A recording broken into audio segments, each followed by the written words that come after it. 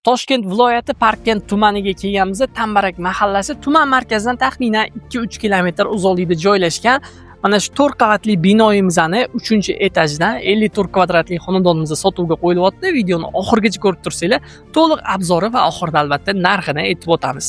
Kirish eshikdan kirganingizda sizlarni mana shunaqangi holat kutib oladi. Planirovkani tanishtirishni boshlayman.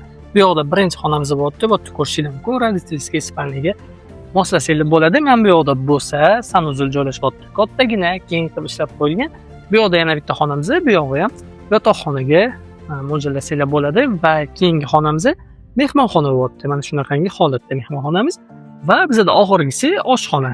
Oshxonani ko'rishingiz mumkin. Mana shunaqangi mebel texnikalardan foydalanib qo'yishgan. Xonadonda ko'rib turgan barcha mebel texnikalar, gilam, pardasi, televizor, hamma narsasi qoldirib ketiladi. Kirib yashashga tayyor.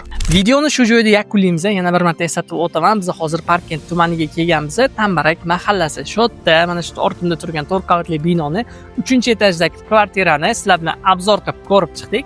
Xo'p, o'rtoqlar qaranglar. Yon atrofda bolalar maydonchasi, o'tiradigan bezetkalari ham ishlab ketilgan, mashina qo'yishgan sharoitlari bor.